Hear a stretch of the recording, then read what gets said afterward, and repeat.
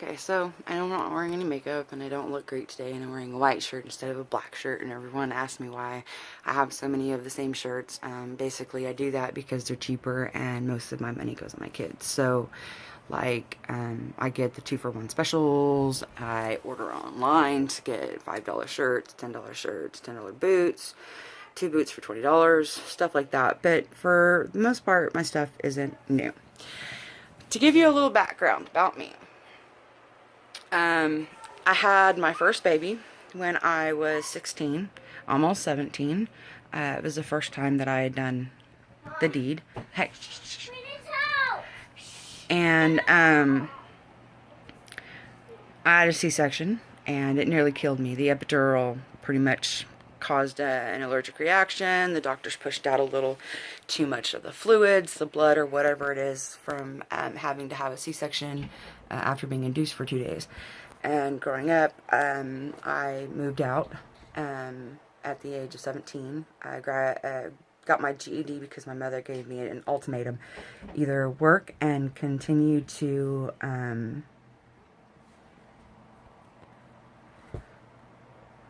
well, actually, I can't work. I've actually tried applying at quite a few places, but people don't like me. My personality doesn't seem to fit a lot of people because of the fact that I am overly intelligent.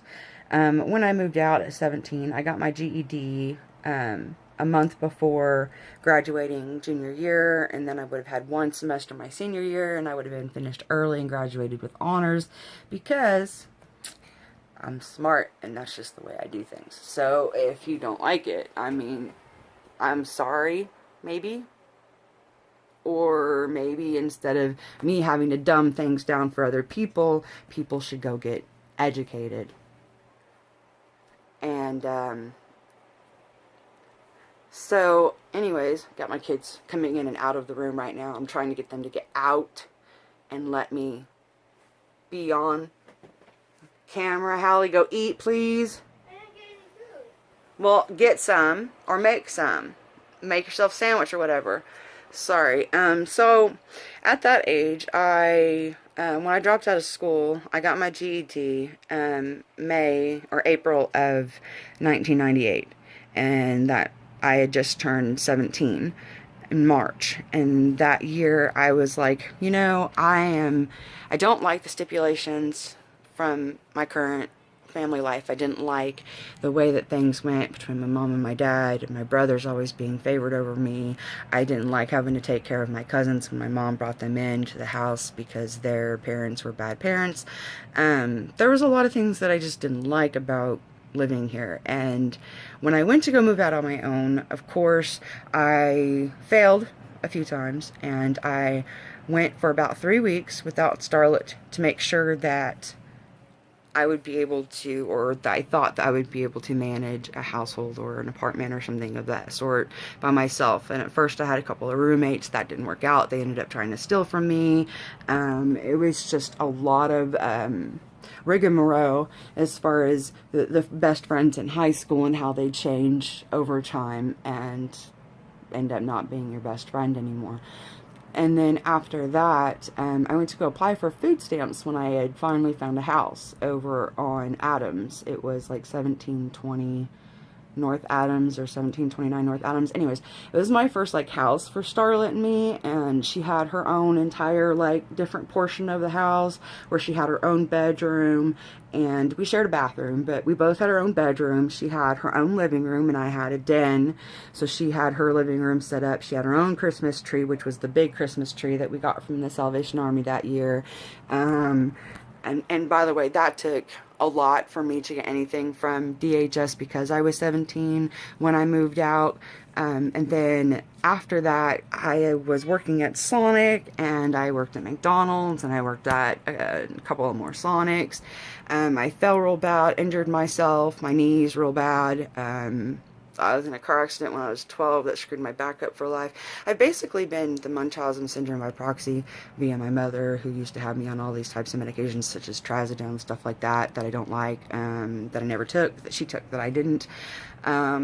So I was never fully tested for like my asthma and the heart problems that was most likely there whenever I was born, that nobody even cared about.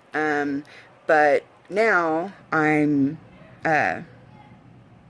moved into my house with my daughter, and we were doing just fine until there was an incident that involved a lot of chaos with my landlord. I had gotten my daughter a Pomeranian, which any of you out there who has bought a Pomeranian brand new, that's actually bred to be a Pomeranian. They're very expensive. Some old man gave it to me for free and even gave me some food and things like that, which the dog didn't eat, so I had to go shopping anyways. But it was my daughter's 3-year-old birthday present, and the dog, because the landlord failed, there was like a little pond in the back where there was like an irrigation route for an old garden or something like that of the sort, and the dog had a seizure. He had epilepsy, and he passed away in that little water irrigation thing that was supposed to have been filled in by my landlord. So I ended up getting evicted, even though I didn't know what any of that was. No one told me anything about renter's insurance. Of course, my mom ended up marrying into money, or for money, both times she was married. And right now, of course, looking for marriage for money again. And my daughter also looking for someone to take care of her and my grandson, which I was doing. I just can't sleep with her, and I can't do all that stuff, and I can't get her away from my mom and the traumatic events that happen in this house. So now I'm working 2 jobs, and I'm taking care of my kid, and we're living in another house, and it's a bigger house.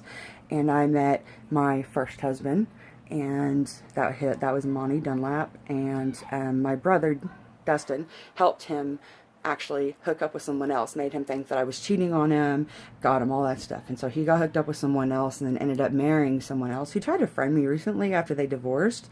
And she's been in jail like 6 times since they divorced. Has absolutely nothing to do with me, and I definitely don't want to be friends with a chick that stole my husband.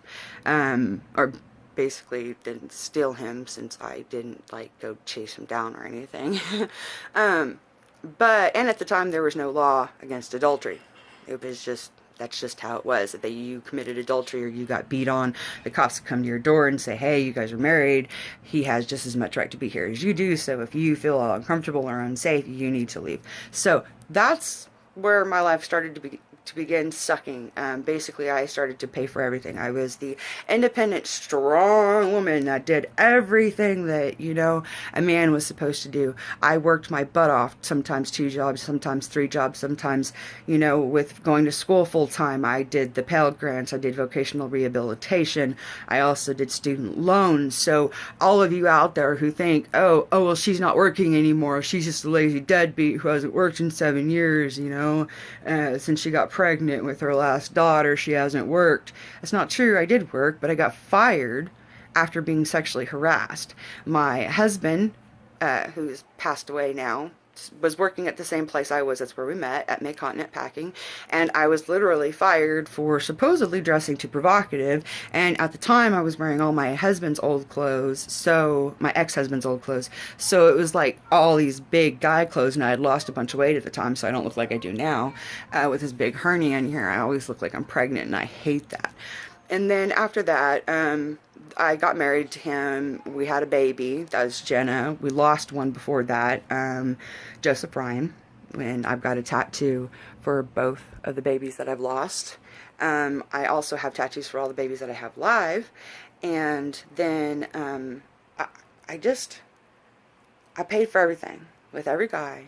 And with everything, I made sure that they were paying child support. I made sure they were visiting their kids. I helped my second ex-husband get custody of his daughter, and he currently still has custody of her, but yet lied to the Child Support Enforcement Agency to get them to purposefully lie and commit perjury, which, if you guys watch some of my other YouTube things, you'll see where it shows that. And then I had, I've had other guys that I've dated / married because of the whole situation with common law in Oklahoma. The prerequisites are pretty small. I mean, basically all you have to do is hold yourselves out to be married and live together. Cohabitate. You don't even have to have a child together. But I did with Brandon, and I also did with Thomas before I had the miscarriage. So I mean, and there were other guys before that, but I had no idea of the ease that common law was. But yet, anytime that I mention common law to anybody, an attorney or whoever, they'll be like, "Oh, it doesn't exist," or "You have to have so much proof." I provided the proof, and yet still nothing, nada, no help. So it's getting close for school to start. I have had 4 other kids since my oldest daughter, and 1 grandson that was born May 31st, 2017. Last week, Thursday, my daughter had already told me, "Mom, I'm tired of my stuff disappearing. I'm tired of my son's stuff disappearing. I can't stand living here anymore. Let's try to find a place to live." So we did. We tried to find a place to live. We got denied. The reason why that we got denied, not because of my income or because of bad credit or because of who I am, but because I asked too many questions. And it literally stated that in the denial letter, that I asked too many questions. But they approved my daughter, who is 19 with no income and a child. So how is she going to be paying any bills? So while she's been here, I've spent over $2,000 on her just since she's been back in January after she abandoned us last September. On September 1st, she left for a little while, and she came back for a little while, for a couple of weeks, and then she left and was gone in Oklahoma City with my sister-in-law and my brother, who all continue to lie to me and just fill me full of crap and make me feel stupid. So with school closing in and getting closer for time for school, I have one transitioning into middle school at Waller Middle School, and then I have the other 3, the younger ones, are still going to be going to Glenwood. So I went to the Salvation Army today. Thank you, thank you, thank you for all those out there who think that it's just so easy. You have to provide all proof, income, bills, necessities, all that stuff. All of that has to be on there, and you have to meet their guidelines and their criteria, and you can only get food every 4 months, clothes every 6 months. I haven't been there in 2 years. So to let y'all know, there's not everybody out there who's on any type of assistance program, because I get Medicaid because of my health issues. Sooner Care doesn't pay for everything. My kids, Sooner Care still doesn't pay for everything. It only pays for 1 visit to the doctors a year, 1 visit to the dentist a year, unless it's an emergency. So these things are what bug me. I had a heart catheterization last year, and it turns out my doctor was so overwhelmed with the anginal spasms that she stopped the surgery and said it would be too dangerous to continue the surgery. And with that, she had a son who was as old as my daughter, oldest daughter, had an appendix rupture and needed emergency surgery. My appendix ruptured at 8 years old, and I had to go back in for a second surgery. So I could understand if it was 8 years old and you forget to fill out my paperwork, but if your son is as old as my daughter, who's 19, then there was no reason for my doctor, my cardiologist, Dr. Gutagante, here in Enid, Oklahoma, to refused to see me after my D-dimer test came back positive blood clots, and I did have a heart attack, another major heart attack on March 19th, which left me with kidney disease. And so they've stopped me from taking certain medications, including my hormones, which is kind of making me go crazy. Not that I need like hormones, because I'm pretty female, like no matter what. I'm like tomboyish, but it's because I grew up with 2 older brothers who used to beat the crap out of me. Didn't really have a choice. And then I also grew up beating up bullies, because I hate bullies. And it is a big thing for me to watch 13 Reasons Why, because of the fact that it shows behind the scenes. Not what the teachers will tell you are actually happening in the classroom, but what is actually happening in these classrooms and the things that actually go on outside of school. So if you haven't started watching it yet and you're a parent, especially one of a disabled child, which I have 4 disabled children, that includes my oldest, my youngest, so far so good. And then myself, who's disabled, but I'm too smart to qualify for disability. Actually, my brother turned down a couple of chicks that work there, and for the entire time that I've been applying for disability, they've worked there and continued to forget to turn in any of my paperwork. So that got me screwed up. So now I'm 36 years old. I have 4 children living in the home with me. My daughter took off again because she said, "Mom, if Grandma takes away my TV that helps me get River to sleep at night, I'm leaving." So I got scared and defensive. I was sick. I had asked my daughter to leave my room that night because I didn't feel well. I didn't want to get my grandson sick. And she says, "Oh, well, I don't care." And I watched her drop the phone on his head because she was so much more concerned with her phone, things like that. She left and took everything, including a lot of my stuff, and then is accusing me of being a bad mom and told me I was too overprotective and that's why she can't get a job, but yet I'm not protective enough to stop my mom from taking something back that was actually hers. And my mom had given the whole household a set of rules that we have to follow, which includes my oldest daughter, and she didn't think so. And so after that, I found out that my brothers both worked together, and my sister-in-laws, and they took my grandson and my daughter, and now they're back in Oklahoma City. And it's irritating and heartbreaking. So I'm at the Salvation Army with my kids, and I'm picking up clothes and food and stuff like that. And then there's all these people that keep cutting in front of me, and I'm just sitting here like, why do you keep helping all these other people? And she's like, well, they're paying for their stuff. Okay, number one, they're shopping at the Salvation Army, so they're not that great, and it's not expensive enough to be making an entire family with 4 kids, ages between 6 and 11, who haven't had lunch yet, who barely ate breakfast, with one of them being sick, which is my autistic son, who I have to sign to, and I know very little sign language, because he's a selected mute, and I am the reason he feels upset about most of the things in his life.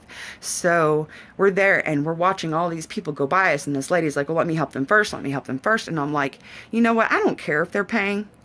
They can, let me go shoot their husband in the head and see how they like it and bury him in the ground, or their wife or their significant other, or, why don't they go shop at a regular store if they have money? Because if they did have enough money, they wouldn't be shopping at the Salvation Army, unless of course they're doing something like teachers do, which is like buying crafts, or they adopt kids in the schools that need clothes and school supplies, things like that. They attempt to do that stuff.